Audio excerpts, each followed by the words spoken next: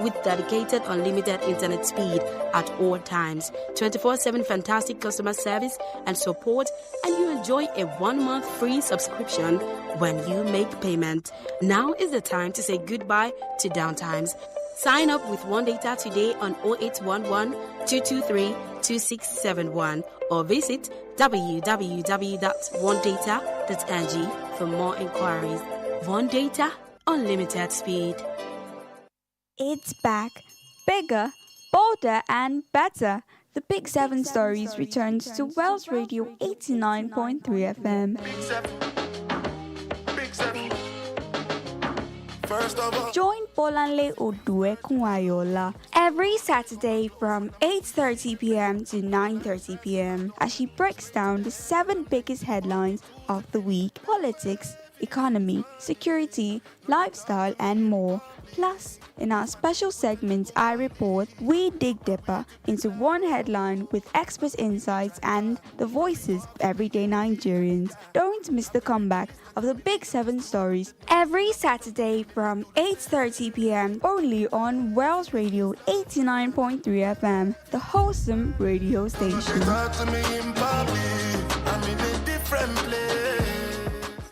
It's back, bigger, bolder, and better. The Big 7 Stories returns to Wells Radio 89.3 FM.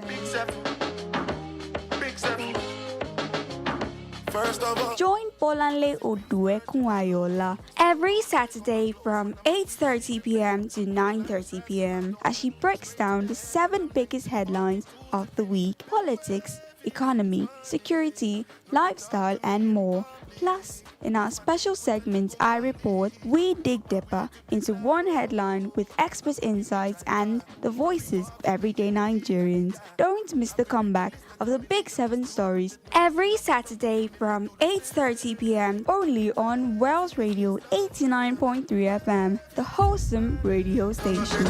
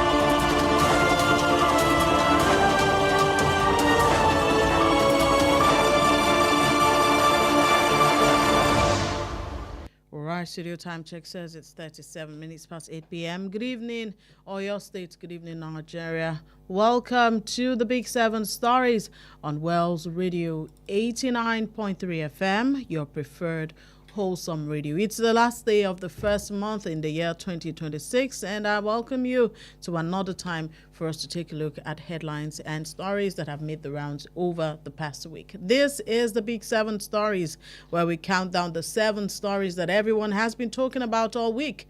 The news that shakes the nation, events that are shaping our world. Just know that if it made the headlines, then you find it right here on the Big 7 Stories. My name is Bolanle Oduekun-Ayoola, and I welcome you tonight.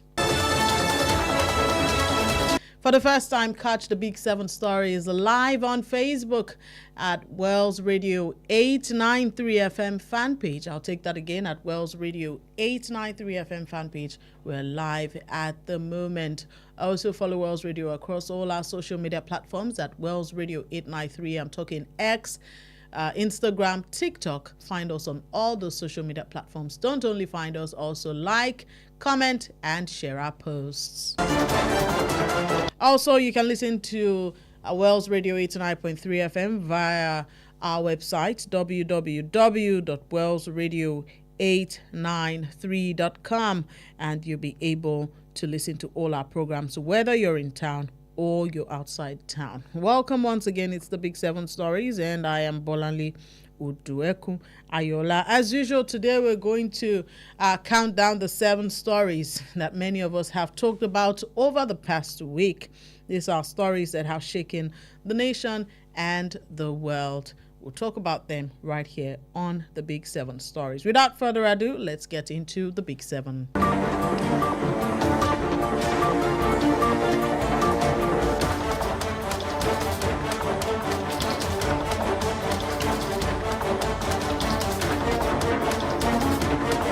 Our top story this week: President Bola Tinubu has left Turkey if you like, after a state visit where he met with the President Recep Tayyip Erdogan to strengthen diplomatic and economic ties between the two nations. Now, during this visit, Nigeria and Turkey signed new bilateral agreements targeting a $5 billion increase in trade volume and collaboration across trade, defense, education, media, and diaspora policy. Now, the president had arrived in Ankara earlier and held several high-level discussions with his Turkish counterpart, emphasizing economic diversification, security cooperation, as well as investment opportunities. Of course, President Erdogan welcomed the agreements, describing them as a step towards enhanced industrial and technological collaborations with Nigeria. Now, we're going to explore these 9 signed agreements because, as I always say on this show, information is power. The first one, of course, is cooperation on diaspora policy, basically linking Nigerians in Diaspora Commission with Turkey's presidency for Turks abroad and related communities. The second agreement is the media and communication cooperation, which is meant to strengthen public diplomacy and information exchange. The third is the higher education collaboration, basically promoting student exchanges, research, as well as academic partnership. The fourth is the halal quality infrastructure agreement between Turkey's Halal Accreditation Agency and Nigeria's National Accreditation System. We'll also have the Joint Economic and Trade Committee, JETCO, which will monitor trade, remove barriers, and attract investment. We'll also have the Military Cooperation Protocol to enhance defense ties and joint training programs between both countries. We have the General Education Cooperation, which is extending collaboration beyond higher education. There's also the Diplomacy Academy Partnership between Turkey's Ministry of Foreign Affairs Academy and Nigeria's Foreign Service Academy. And finally, we have the Social Development and Women Affairs Cooperation, linking Turkey's Ministry of Family and Social Services with Nigeria's Ministry of Women Affairs and Social Development. Also, a viral video that sort of took the internet by storm over the week that also had to do with the visit of our president to the country. Of course, was the video where President Tinubu briefly stumbled during a ceremonial reception, and that has garnered public attention. But good news, the presidency reassured Nigerians that the incident was minor and that the visit, of course, continued as planned. The agreements have been signed and they're expected to boost trade, investment, and strategic cooperation between both countries. Of course, the state visit and these agreements that have signed could mark a new chapter in Nigeria-Turkey relationships. It could open doors for investment in manufacturing, technology, defense, and infrastructure. So there's now a trade target of $5 billion. It's now a key milestone, and both countries have said they're set to follow through on the agreed projects in the coming months. However, Nigerians are asking, is Nigeria truly ready for investments such as this? Is Nigeria truly ready for partnerships such as this? Have we put our house in order? Security-wise, are we ready? Are we even ready for the outside help security-wise? Education-wise, are we ready for the outside help? These are questions and many other ones that have been asked by Nigerians over the past week.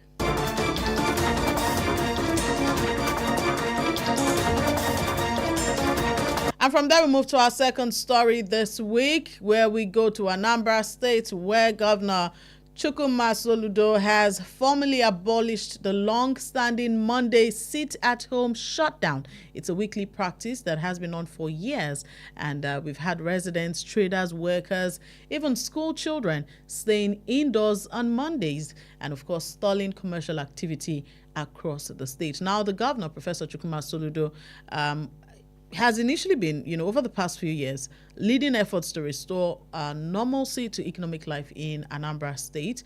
And he had issued, on January 21st, he had issued an executive order ending the Monday shutdowns, after an Anambra State Executive Council retreat.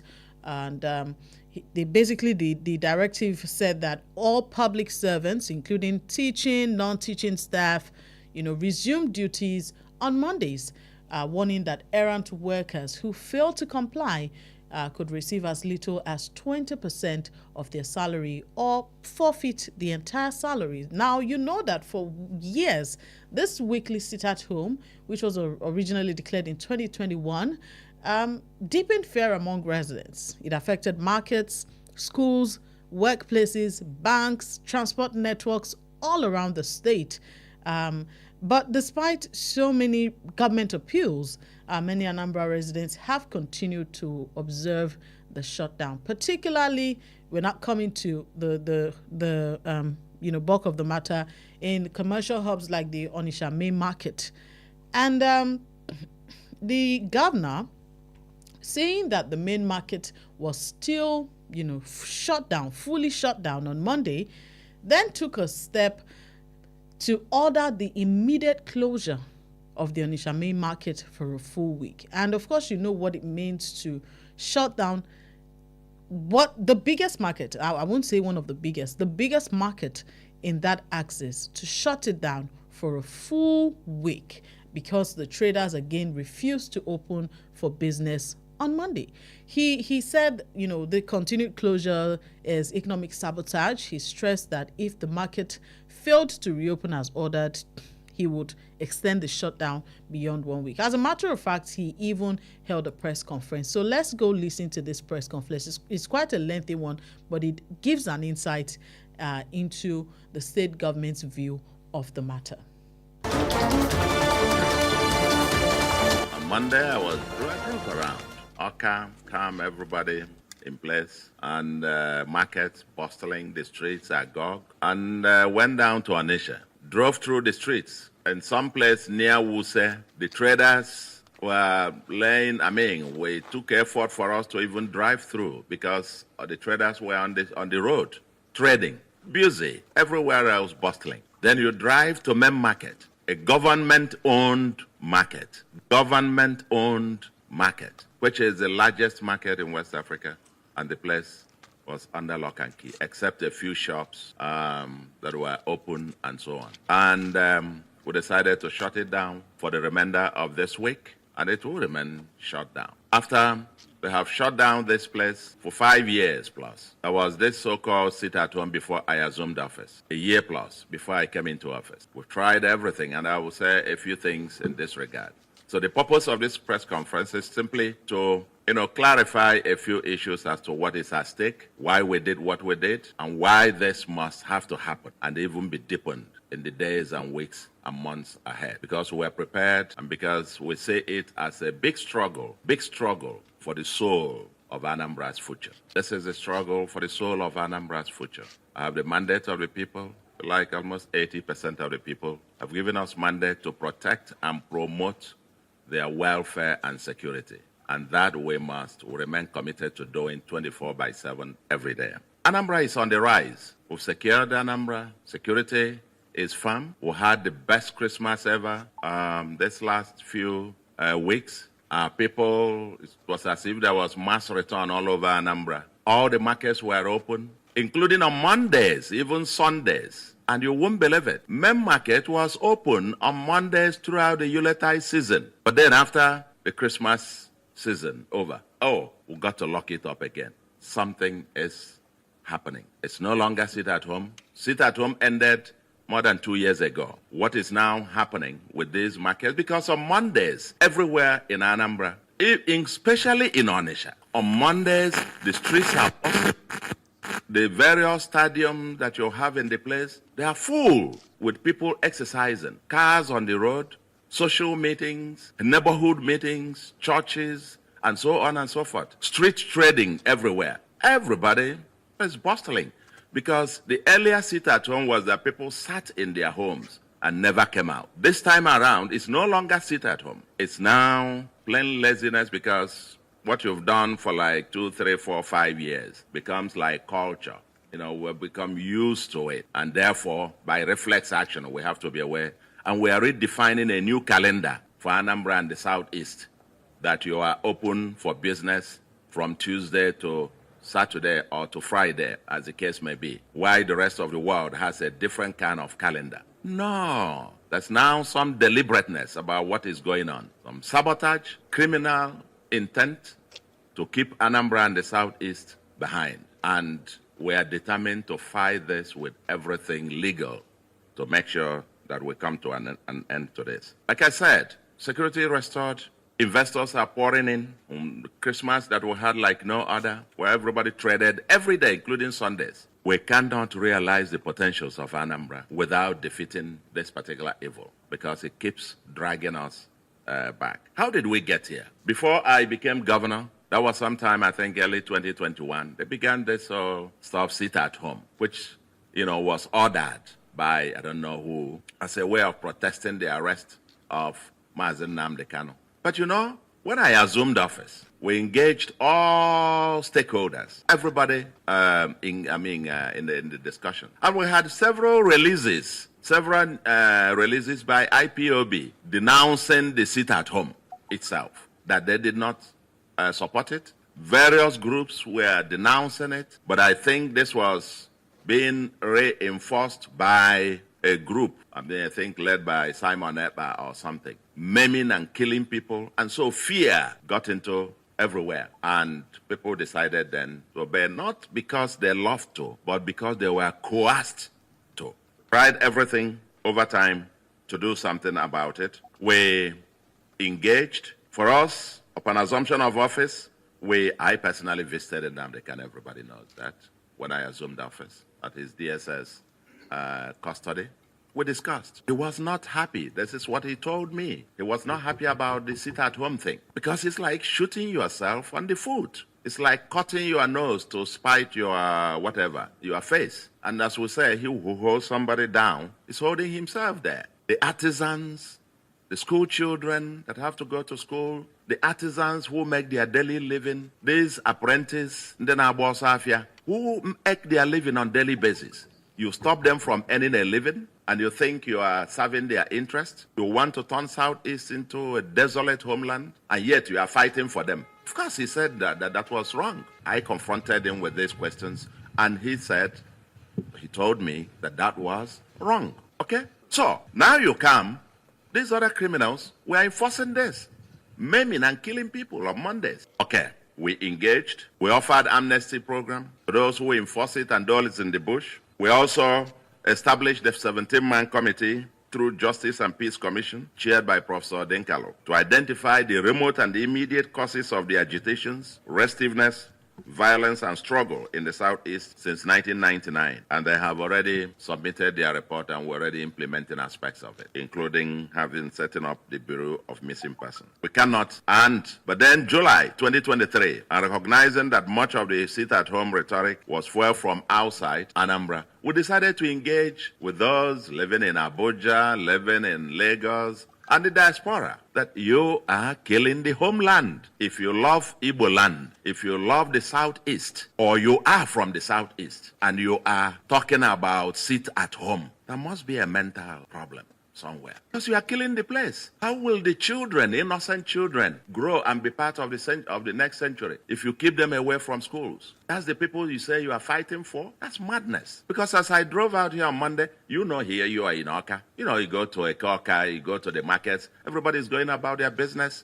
You drive down through Onitsha, everywhere is busy. Why do they target Onitsha and the Newi markets? This is something for everybody to think about. Why? You go around Onitsha, and majority of the people doing this are not from Anambra. Majority of the people doing this are not from Anambra. It's food for thought. And I will say that we came in first. We didn't want to come with any force or coercion.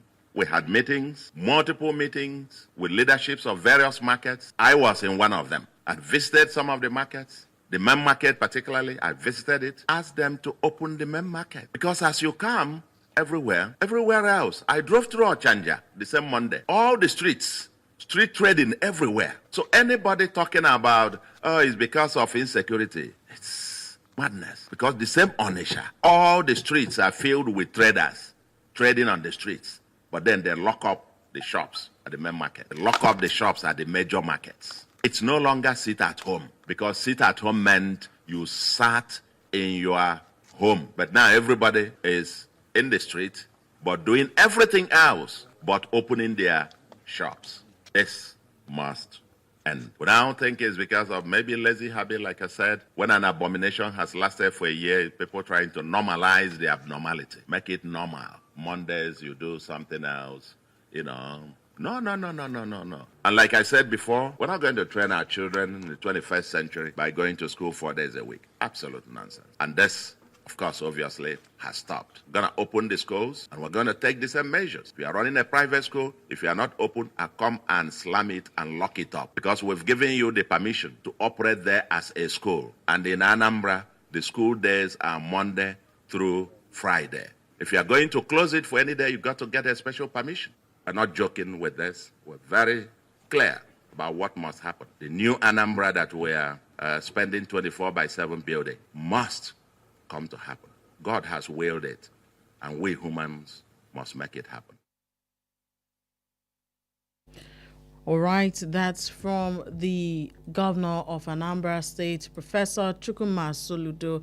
And so, a whole lot, was said at that press conference, basically bringing the side of the government, on the matter to the public. Now, many people have said, this individual stalls in the Onitsha main market belong to individuals, and so they can decide when they want to, open their shops or when they want to close their shops. Many have also said on social media that, and you recall truly that in 2021 and early 2022, when the fight was very hot, when the sit-at-home mandate was very hot, the government had at some point said, we've posted security men everywhere. People should come out. People should go and do their businesses. Children should go to schools. The whole town should be lively. And some people had done that, and some of them lost their lives because these people who imposed the sit-at-home order then came out, to, in quotes, punish those who decided to flout the rule. And so, in a way, you'd say that it's become a sort of conditioning, fear conditioning for these people to sit indoors on Monday. But what the governor is saying is totally different. He's saying that it's no longer a sit-at-home because of fear conditioning. He's saying that they've now added it, especially at the main market, to the weekend. And so they start trading from Tuesday down to Saturday. Moving forward, security agencies, including the police and army, were deployed to enforce the market closure for 1 week, as the governor has said. This has drawn mixed reactions from traders and residents alike. Many traders have condemned this shutdown. They say that having to shut down their shops for a whole week, there are going to be losses as well as disruption to livelihood. Some have also appealed to the governor for a more sensitive and consultative approach to reopen the market before the stipulated time. Well, Governor Soludo has met with market leaders from across Anambra in an effort to enforce an uninterrupted weekday business operations. It's not just the Onitsha main market, as he said. Schools also have been running from Tuesday through Friday. Banks have also been running from Tuesday through Friday. And it seems that one, fear conditioning of Mondays, has shut down some of the major places in the state for a whole day, for a whole 24 hours in a week, when economic activities are supposed to be ongoing. Monday is the first business day of the week, and that's a very major day for economic activities. And one may say that the governor is doing the right thing, because all of this came out of fear of loss of lives, and the what led to the fear of loss of lives, according to the governor, has changed, and so people are already going out on Monday. So you might as well go back to your former economic calendar. Much more than meeting with the main market executives, the governor has also put a mandate in place where attendance registers will be kept in markets across the state, holding traders accountable for opening business every working day, including Mondays. As you heard in the press statement, the governor said that for those who don't open on Mondays, they would lock their shops again, probably for 2 weeks or more.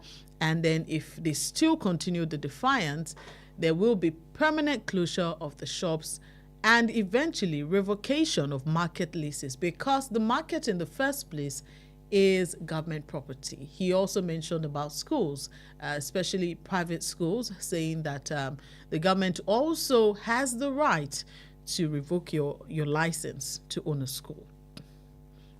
He's also said that additional security support will protect traders, consumers, and everyone in Anambra. And that's where we have to come to say that it's not just enough for the governor and the government to at will say that traders should come back to the market on Mondays, to say that school children should go back to school on Mondays, and banks should be open on Mondays. It's much more than that. The government must ensure that adequate security will be provided. The government must make sure that the fomenters of trouble who had earlier brought about the Monday sit-at-home orders are on the same page with the government and will not attack innocent people. Because it's unfortunate that if anything happens and innocent people are attacked, all we'll hear is, we condole with the people. We feel sad. It's the loss of the whole country or the loss of the whole state. But the lives that, if lives are lost, God forbid, those lives are gone.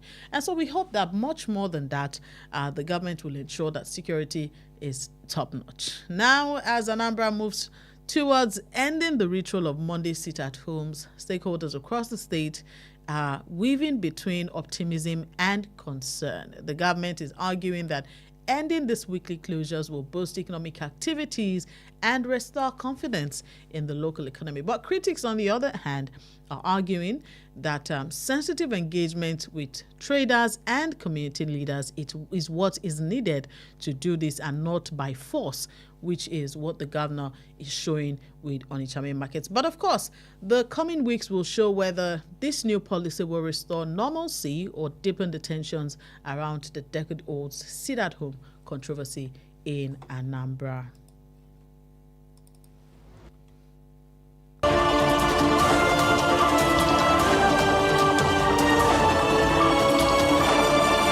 And quickly moving to our third story on the Big Seven for today. The federal government this week eased entry barriers to Nigeria's latest oil and gas licensing round by making 50 oil blocks available to investors and reducing upfront costs. This is a move that is aimed at attracting fresh capital, increasing production, and boosting transparency in the upstream sector. Now, the licensing round is part of the 2025 oil and gas licensing round. It was officially launched in December of 2025. It covers blocks across 5 key sedimentary basins, including the onshore, shallow water, frontier as well as deep water terrains. Now, the NUPRC, that's the Nigerian Upstream Petroleum Regulatory Commission, has said that the revised terms will help to position Nigeria as a competitive destination for energy investment. Now, under this new framework, signature bonuses, and that's an upfront non-refundable payment that is required to participate, have been reduced to between 3 million and 7 million US dollars. It used to be about $10 million, as of last year, so it's been reduced to between 3 and 7 million US dollars. It's also far below the nearly $200 million that was required in, earlier rounds.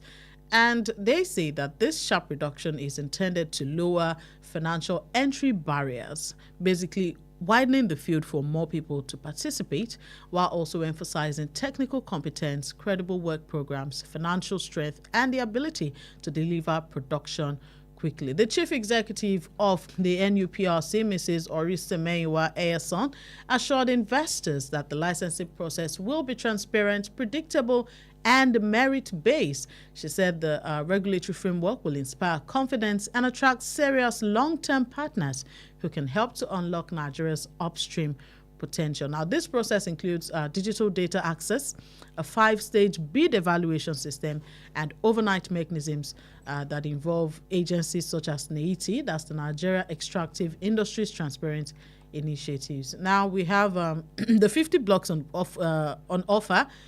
We have 15 onshore assets, 19 shallow water blocks, 15 frontier basin areas, and 1 deep water block. They're all spread across Chad Basin, Anambra Basin, Benue Trough, Bida Basin, and the Niger Delta Basin.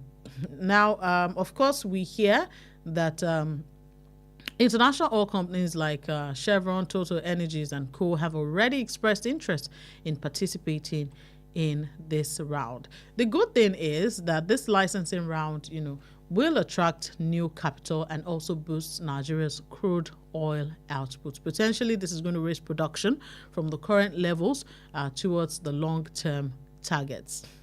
Now, broadening participation is a good thing because we will have more new players, or if you like, new takers, to also compete with the old takers. And it's also going to, because it's going to focus on technical and financial capacity rather than what we used to have before, which was just solely high cash bids. So this is a good one. And if it's successful in the way that they have said it will be, this licensing could unlock billions of dollars in investment. It could strengthen revenue flows and accelerate oil and gas production. And of course, transparency is also a big part of it.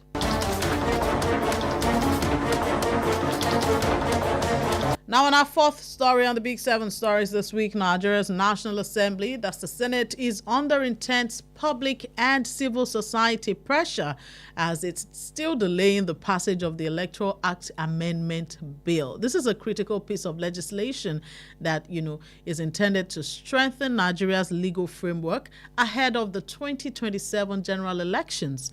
It's going to have harsher penalties for vote buying, and other electoral offenses. This bill was first passed by the House of Representatives late last year, and it proposes several amendments to the 2022 Electoral Act, which and these amendments are designed to improve transparency, to modernize voting process, to impose stiffer sanctions for several offenses like buying and selling votes ahead of the polls.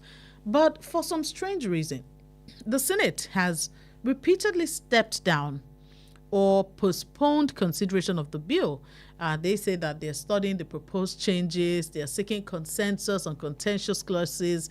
The other day, it was the absence of the committee chairman, Senator Samuel Along, that, they said it will give us 24 more hours and then we'll get back to you. But despite all these repeated calls for urgent action, the Senate is still yet to complete its deliberations on the amendment bill. Now, the latest is that the Senate has now constituted an ad hoc committee to harmonize the senators' views on the bill and return the recommendations ahead of the next plenary seasons. Let me give you an idea of some of the proposed reforms in this bill so you have an idea. The first one, of course, which is one of the very important ones, is the mandatory electronic transmission of election results from polling units to the INEC IREV. That's the INEC Result Viewing Portal, IREV, and there are penalties for non-compliance. You recall that in the last elections that we had, that was one of the major issues that we had, Nigerians had with INEC, saying that as at the time the winner of the election was announced at midnight by INEC, the IREV portal had not seen 100% of the results uploaded. There were alleged irregularities as well. And INEC had then told Nigerians that, well, there was nowhere in the electoral law where it said that all the results must be uploaded on IREV before a winner can be announced. And so there were so many allegations of rigging.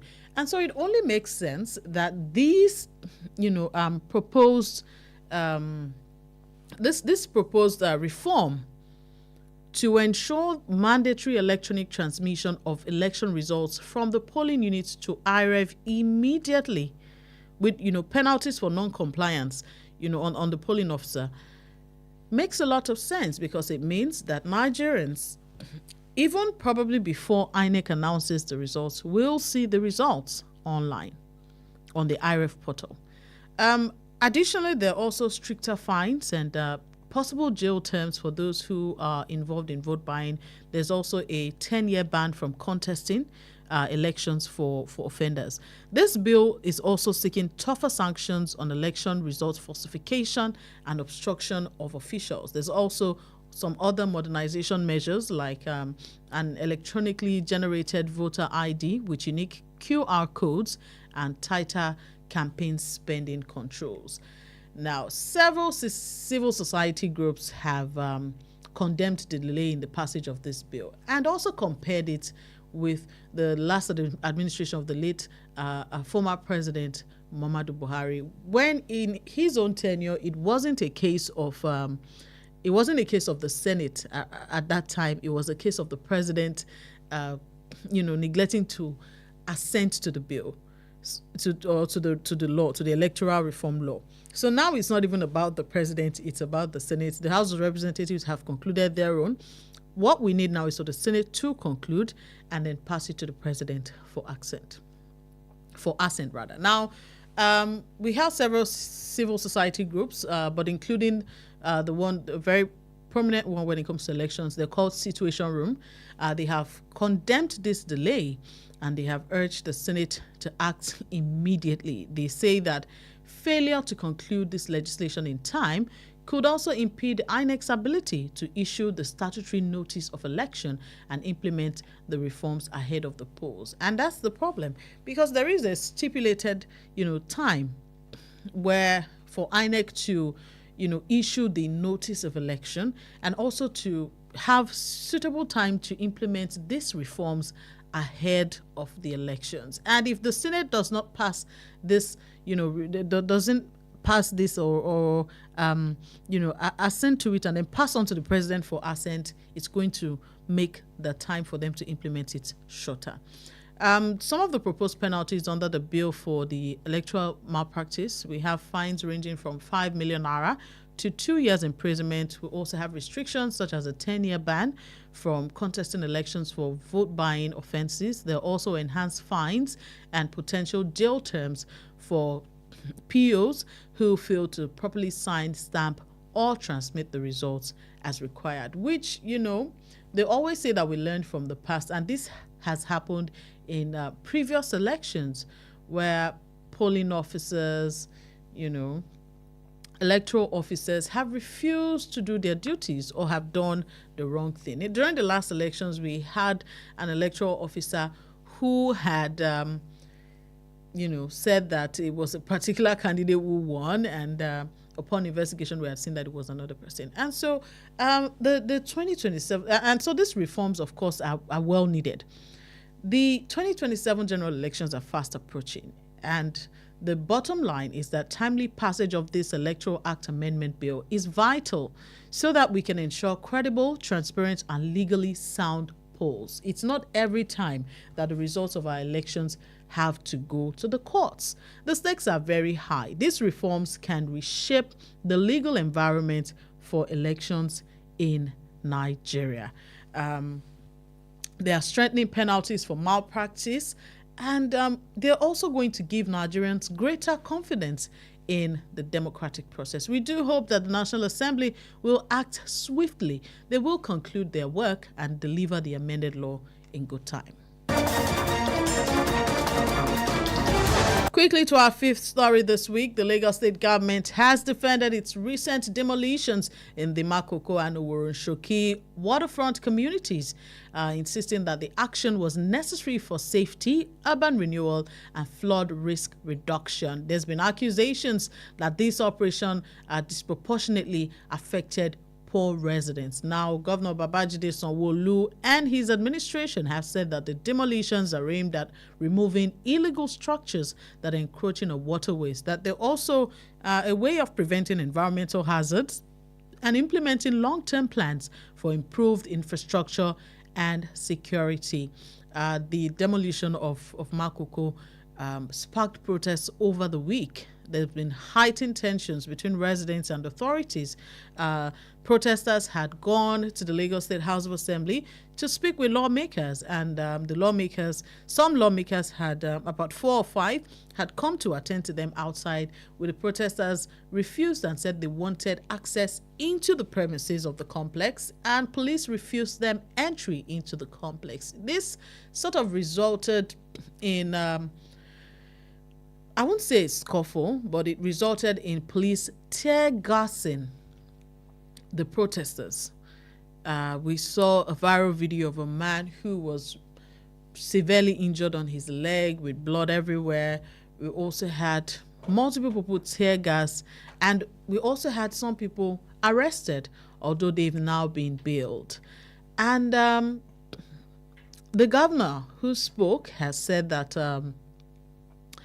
these demolitions are not to impoverish the people. These demolitions are not anti-people. He's saying instead that these demolitions have been done with the safety of these people in mind. Let's listen to Governor Babajide Sanwo-Olu where he said that. That shanties that you see is probably by Third Mainland Bridge, and it's been there. It's been something that, but the challenge is that it was now moving at an incredible state that it was getting close also to the bridge, and there was right high tension 333 power lines right underneath them. I'm not going to sit down and somebody will drop off and in one day over 100, 500 will die. So what we've done, so that we'll give the corrective narrative, we just push them back. See, for 6 years, sorry that there's camera here, there's a United Nations agency that has come forward to boast and say that if I bring money, they're ready to put money. I have told them this is my own money. They have not come back. I'm telling you, we said I will match whatever it is. We want to bring it, we'll put funding. They ran away. It's now, last week they were just saying that they didn't have the money. See, so people will come and tell you stories and come and say to you, of what benefit will it be, for me to want to, dislocate vulnerable people? It can only be for their own safety. We will not sit back and just let things happen, and people will now come and blame us and say that we're not even. Okobaba was one place that always have fire every month, every year. We're able to do it. It took us over 10, 15 years, but we've relocated them to a place called Agbowa, because it cost us, if we take the budget, billions to do it. We gave them over 500 houses that we built for them, though. And they're there. That's why you don't have them there again. But some NGOs who are collecting $20,000, $40,000, going around to go and make video of 2, 3 children. You miss school today, you miss school tomorrow, and the rest of it. It's a shame. Because that's all we're just trying to do. So we're able to plan with them and say to them, live even in a safe and secure environment. And by the way, we're still waiting for that agency to come and match, because they said they have the plan and we'll build it together. So those are some of the little stories you hear. They say, we went to Oworonshoki. Can I stay in more than one house? It's not me. It's really all around regeneration and regentrification. We cannot begin to see, high sky and will not be able to even just improve the quality, of life of these people all around. And, if you cannot take it down and rebuild, you cannot do it. So these are some of the things that we're doing, and I think it's important even for this audience to know and be rest assured that we're not about taking anything from anybody. We're really just trying to make life better for our people. That's from the governor of Lagos State, Governor Babajide Sanwo-Olu, who has said, we're not taking things away from people. We want to give them a better life. And we also heard over the course of the week that multiple notices had been given to them earlier. But many people have said that Lagos is not the only place in the world that has a waterfront community. We've seen videos on social media of several other countries that have waterfront communities. Some even have hotels, resorts, and people have alleged on social media that the government, is taking this demolition is a precursor to the government trying to fill in the land and sell, have something like a Lekki and co. But we would all agree that the health, the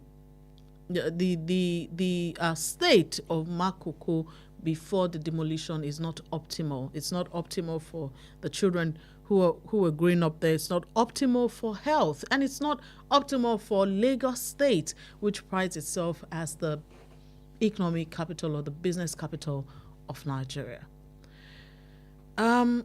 Some observers have said that yes, these demolitions are necessary for safety and good urban planning, but many critics, including community advocates and right groups, have argued for greater engagement with the residents, also for the government to embark upon social impact assessments and provision of alternatives for those displaced. You cannot send people away from a place without creating somewhere else for them, especially in a place like Lagos, where rents are ridiculously high.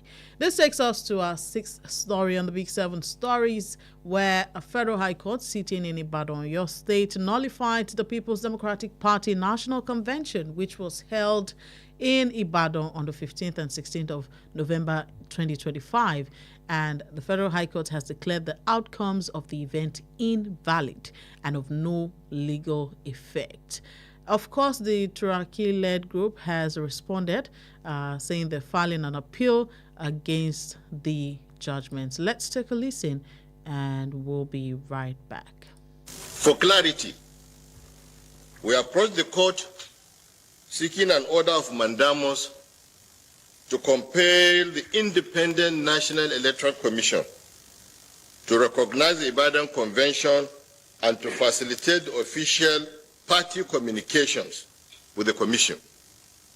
In the course of the proceedings, some former members of our party who had earlier been expelled applied to be joined and were so joined by the order of the court.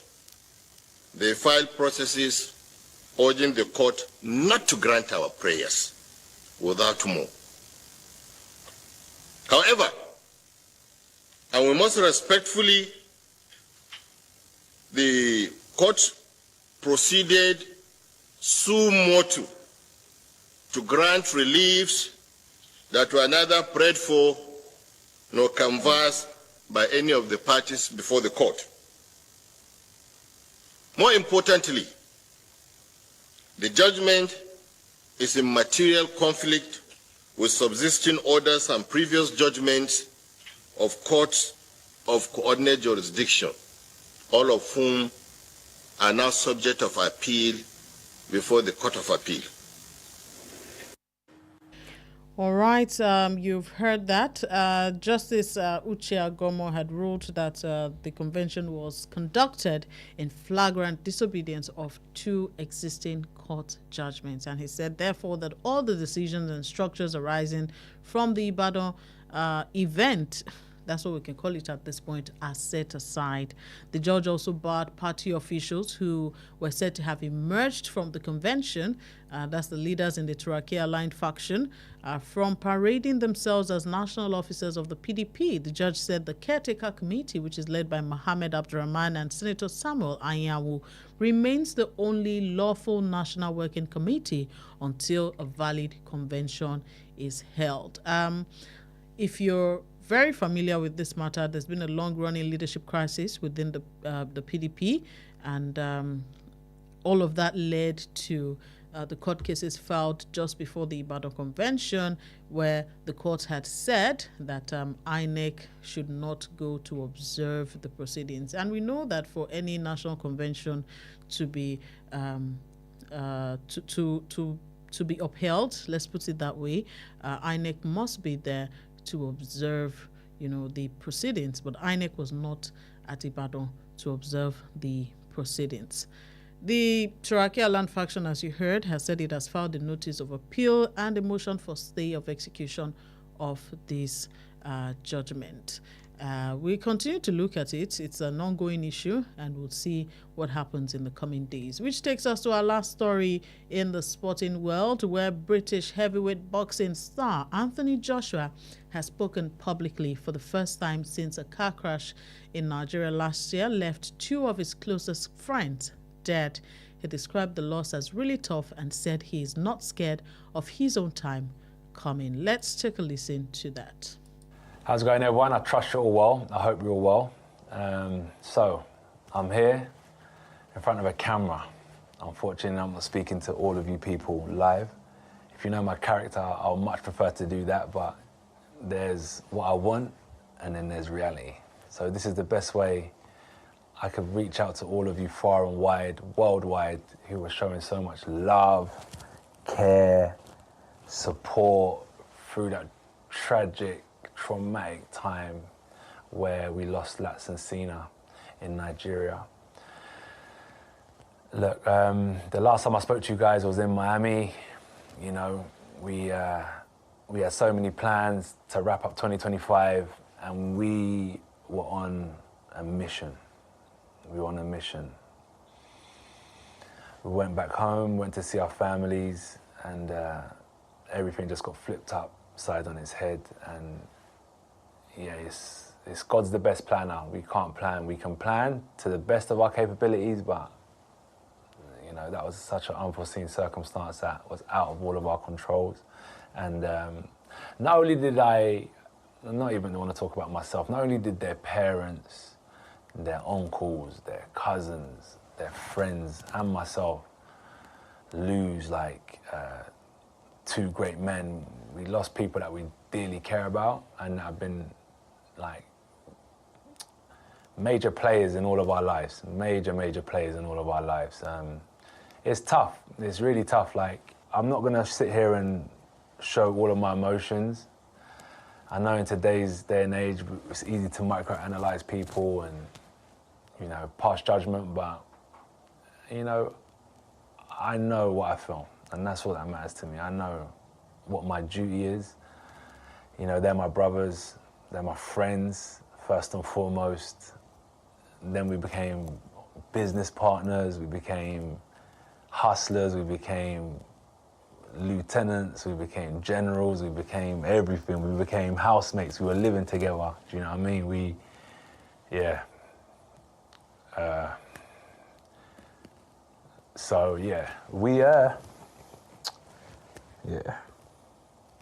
It's a shame. But so there's that side of things, and then what can I say? One day my time will come, and I'm not scared either, at all. It's actually comforting knowing that I've got two brothers on the other side. I've lost people before, but I don't think I've lost people like that, my left and my right, Throughout this journey that I've been on, it's not easy, but I didn't even realize that I'm the big guy, but I was walking with giants, man, that kept me protected, kept me shielded, but the mission must go on. I understand my duty, I understand, what they wanted to do for their families. So what my goal is to continue to help them achieve their goals. Even though they may not be here in the physical, when I pray at night, when I pray in the morning, I know spiritually they're going to aid me through, because it's not just physical strength that will get me through. It's going to take a lot of strength from the higher power. So I'm going to definitely be saying my prayers, and I'm going to help them fulfill their dreams for their families. Not only me, there's a whole team of us, a whole brotherhood, a whole sisterhood that will be helping fulfill their legacy and fulfill their dreams. But I know in my corner of the world, I know what I'm going to be doing, and I know what we're going to do to continue their, I don't want to say legacy, because I had a lot of those questions during my fight in Miami. How does this affect your legacy, legacy? It ain't about legacy, it's just doing what's right. And I know what I'm going to do what's right for them. I know what I got to do. So yeah, I'm going to do what's right by them. I'm going to do what's right by their family. It's about what's important to me. And they're very important players, very important team members, very important friends, and two of my brothers. So yeah, I don't think I mentioned the love and appreciation. It's all acknowledged by me, by them, by their families. 100% we acknowledged the thousands and maybe going into millions around the world that showed so much love to them both. I still can't get my head around, like, just my two friends, yeah, how popular, like, that's mad to me, because we just grew up, like, together. Candid reflections from Anthony Joshua. It's a very sad note to end the show on, but this shows us the human cost behind sporting fame, the emotional toll that sudden loss can have even on elite athletes. Many fans and followers, fighters, of course, are sending support to Anthony Joshua, hoping that his tribute and resolve to honor his friends' memories will guide his path forward, both in life and potentially, maybe, back in the ring.